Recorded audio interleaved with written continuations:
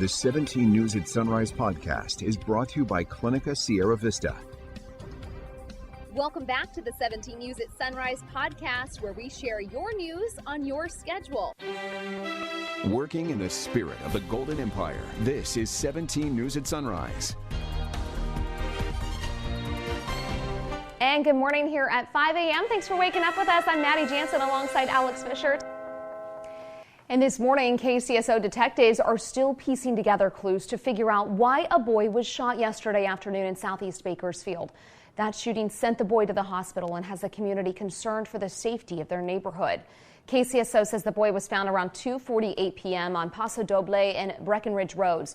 That spot marked with about 10 shell casings, a backpack, and bloody clothing. It was the distinct sound of gunshots that caught the attention of Crystal Corley. She's the one who found the boy. She says she believes he's about 14 or 15 years old. My boyfriend said somebody needs to put pressure on them hoes, and I did. I just put pressure until the ambulance came. But you could barely hear him when he was speaking. He didn't know. He said he didn't know who shot him, and he didn't know why. The boy's condition and identity have not been released, and police have not confirmed whether he was a student at nearby Foothill High School.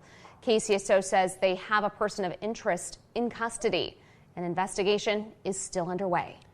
We have learned more about a deadly shooting at a suburban Detroit high school, including the names of the three victims: 14-year-old Hannah St. Juliana, 16-year-old Tate Meyer, and 17-year-old Madison Baldwin. Gunned down, investigators say, by a classmate. Jay Gray is outside of Oxford High School this morning with the latest on the tragedy.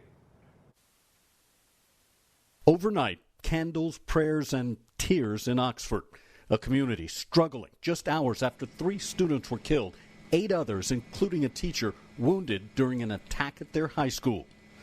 I still have the flashbacks of hearing the gunshots and the crying and sadness. Police say a 15-year-old student armed with a semi-automatic pistol opened fire just after lunch. Our teachers tell us to get down, hide, barricade the doors. So, of course, you got the people pushing desks over. 5 minutes after the first shot is fired, sheriff's deputies rush in, joining an officer already inside the school. They went in and searched out the threat. They went to the gunshots. Within 2 to 3 minutes of their arrival, they had a suspect in custody. The teenage suspect and his parents have refused to talk with investigators. An evidence team did remove a cell phone and other items from their home. This was a recent weapon purchase that he had been shooting with it and had posted pictures of a target and the weapon. That's all part of what's being looked at. As this grieving community clings to one another, bound by the pain of their loss. The crisis response team, including counselors, is on the ground here now, available for students, parents, teachers, staff, really anyone in this town that may need some help. All of the Oxford community schools will remain closed now through at least the end of the week. In Oxford, Michigan, Jay Gray, 17 News. In your 17 Crime Watch, a former McFarland High School basketball coach on parole after pleading no contest to attempting to contact an underage person for sex has been arrested again for the same thing. The Kern County Sheriff's Office arrested 39-year-old Fernando Pruneda on November 13th for allegedly attempting to arrange a meeting with a minor for sex. The arrest violated his post-release supervision from a previous case in 2018 in which he pleaded no contest to arranging a meeting with a minor to commit a sexual offense. Pruneda is due back in court next week. From our 17 follow-up file this morning, the woman who suffered severe injuries in a multi-vehicle car crash on Union Avenue earlier this month has died. Officials say 40-year-old Federica Harrison died in the hospital November 19th, 3 days after the crash involving 10 vehicles at the intersection of Union Avenue and 21st Street. 19-year-old Jose Catarino Reyes and 25-year-old Antonio Catarino Reyes, who are brothers, took off and were arrested in Madera. The brothers could face charges up to vehicular homicide. Meantime, one person was killed in a single vehicle crash in South Bakersfield last night. Police say the car was headed east on Old Yard Drive when the driver failed to turn and slammed into a wall. BPD says the driver was killed and 2 passengers were taken to the hospital. It's unknown at this time if alcohol or drugs played a factor. 5:07 is our time now, and discouraging words last night from the head of vaccine maker Moderna, quoted as saying there could be a material drop in the effectiveness of current vaccines against the Omicron variant, but there could soon be a new tool in the fight against COVID-19. An FDA advisory panel yesterday narrowly voting to recommend authorization of Merck's antiviral pill. A vote of 13 to 10 backed the treatment for use in high-risk adults with mild to moderate COVID-19 symptoms. Meantime, concerns are growing about the effectiveness of therapies and vaccines against the Omicron variant.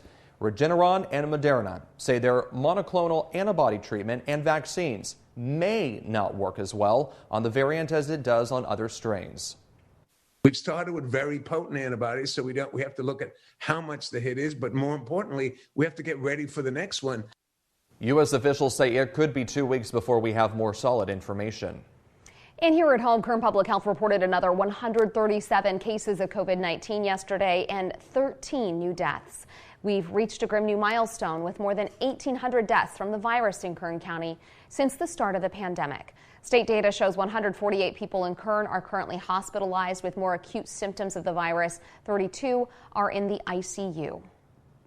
It has been a very difficult year, and the names of those we've lost read aloud last night during Hoffman Hospice's Light Up a Life event in Southwest Bakersfield. The annual ceremony is meant to remember and cherish a loved one who has passed, with a candlelight reading of names and the traditional lighting of the Christmas tree. Co-founder Beth Hoffman says after such a difficult year, the event was much needed.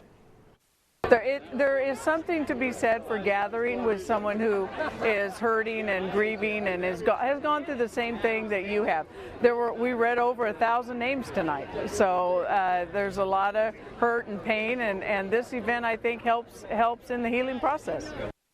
The event, which was held virtually last year because of the pandemic, has been a local tradition in our community for more than 20 years.